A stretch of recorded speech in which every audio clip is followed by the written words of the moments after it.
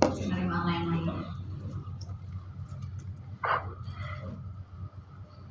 Nah, kalau untuk biaya beban seperti biaya administrasi bank, beban pembulatan, itu saya bisa pilih di sini biaya bersama. Sisanya 6 aja. Tapi kalau dia pendapatan seperti misalnya pendapatan pembulatan berarti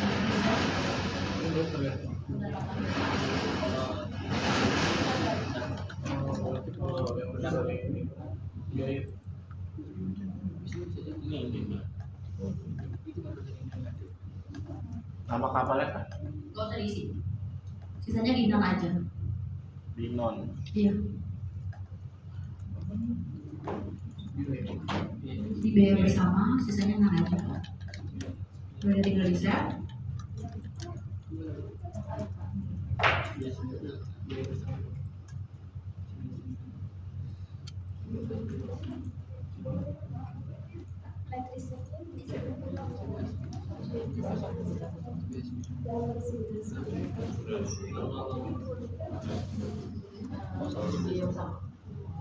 Hanya perbedaannya ada di activity. Nah, kalau di sini kan bisa pilih langsung activity-nya. Misalnya kalau biaya administrasi, kita bisa langsung klik aja biaya administrasi bank, saya dia langsung muncul.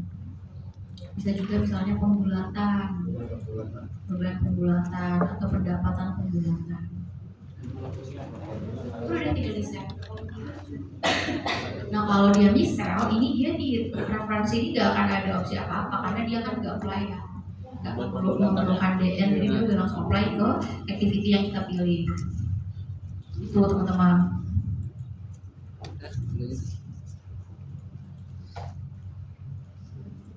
Oke, udah semua? Ada yang terkendala? Enggak ya? Kalau udah, kita lanjut ke proses clearing. Proses clearing itu sendiri masuk dalam menu cash management. Nah, dia paling atas. Nih, cash management. Nah, teman-teman bisa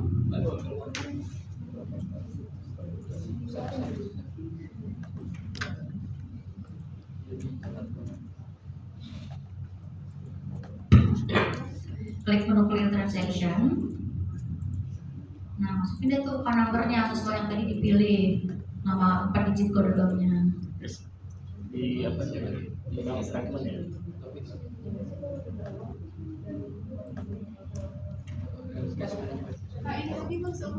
Di mana Cash sih? management Pak, yang paling atas. Terus clear manual clearing.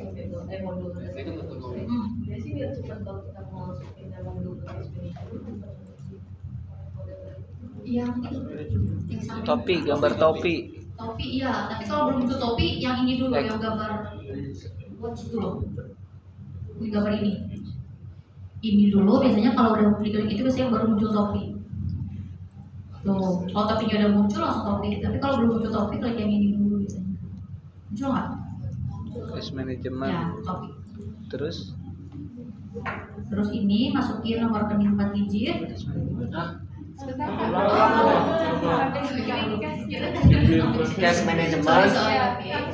Cash management, clear transaction. di mana?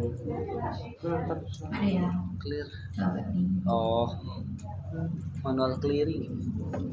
Oh.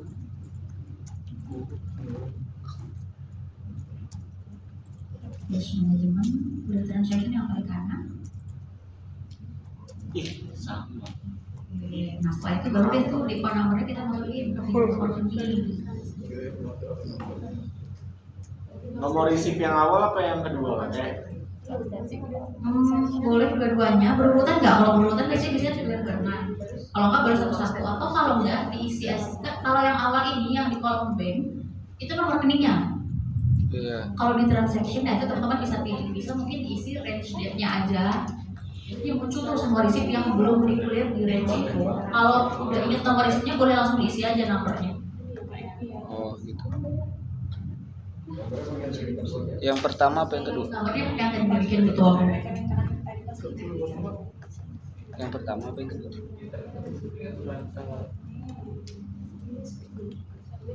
Kemudian di file.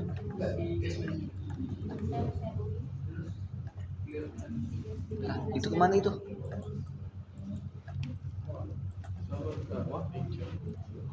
Itu kemana kak?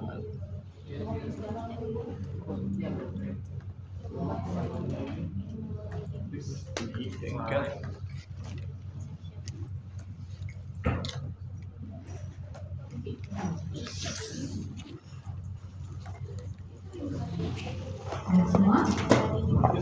Nah, mau Chris? Ya, nomor itu nomor isi.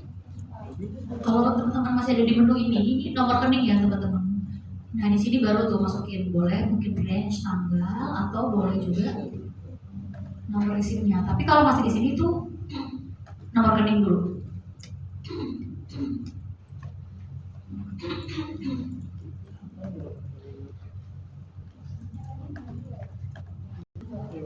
Itu nggak sampai putus lagi. Cukup sampai sekitar. Oke.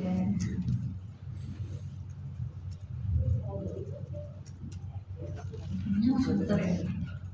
Oh udah ada yang muncul. Nah, udah ada yang muncul ya? Boleh lanjutin? Udah. File. Di file dulu. Checklist ya kak. Kenapa? Apalagi kalau kita input transaksi yang beda bulan. Kemarin diri. Misalnya transaksi itu sebenarnya tanggal 30 Agustus, teman-teman baru input di tanggal 1 September. Nah, ketika teman-teman file, itu terus kan harusnya kalau sebelum kita keluar kita checklist dulu ya. Ketika kita checklist itu 3 tanggal ini harus diisi. Clear date, value date, dan GR date harus diisi. Tapi sekarang settingan IBS-nya itu akan setting dengan tanggal hari ini. Iya. Nah, tapi untuk clearing itu sendiri harus di-clear sesuai tanggal dana masuk. Jadi teman-teman harus ganti lagi tuh 3 transaksi ini. 3 tanggal clear, value, dan GR date. Nah, makanya harus diperhatikan teman-teman kalau clearing beda bulan. Kalau transaksinya seperti tadi, tanggal 30, tapi teman-teman baru input transaksinya 1 September, itu kan di sini settingannya 1 September. Permasalahannya adalah receipt itu ketika sudah di-clear tidak bisa backdate. Jadi ketika teman-teman misalnya transaksinya 30 Agustus, di-clear 1 September, udah terlanjur di-clear nih, dicek di buku besar, kan kalau closing per tanggal 30 ya, per cut off. Kok per tanggal 30 masih nggak muncul di buku semua, ternyata masukin 1 September. Harusnya kan gampang ya, tinggal di unclear aja. Tapi kalau terus di-clear lagi di 30 September diganti. Masalahnya dia tuh nggak bisa mundur. Kalau tadi clearnya 1 September, dia hanya bisa di-unclear dan di-clear kembali setelah 1 September. Nggak bisa back ke sebelum 1 September clearnya itu. Jadi makanya kalau transaksi dan input transaksi dan clearing date itu beda bulan, itu teman-teman make sure lagi si 3 tanggal ini. Paham nggak maksudnya yang aku jelasin si date beda? Kayaknya iya, betul nggak bisa. Jadi mungkin kalau masih sama bulan masih oke kali ya, karena kan closingnya juga per bulan gitu. Toh saldonya per tanggal 31 Agustus masih sama kan.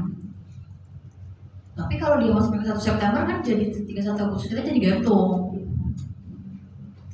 Oke, jadi kalau mau clear itu di checklist, terus diganti ini semuanya 3 tanggal ini sesuai tanggal dana masuk semua.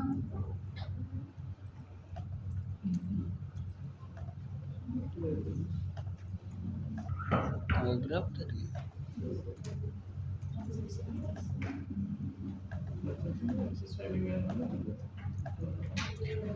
Kosong satu apa kosong dua?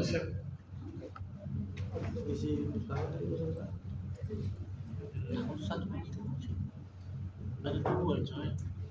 Yang kedua Udah deh kalau gini lu nggak by date ya? teman-teman tinggal di clear aja, clear transaction itu pasti tanggalnya udah sesuai. Ya lu masuknya nggak by date. Nah, aku juga mau informasiin satu fitur teman-teman. Kalau misalnya receipt yang di-clear itu banyak ya, itu bisa di find and mark aja. Nanti dia auto dicek dan nominalnya udah ada di sini. Jadi tinggal disesuaikan aja nominalnya. Tapi tetap tanggalnya disesuaikan lagi.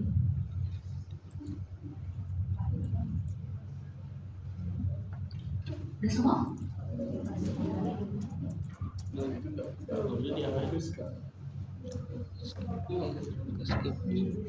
Mana ini? Hilang dong. Gimana?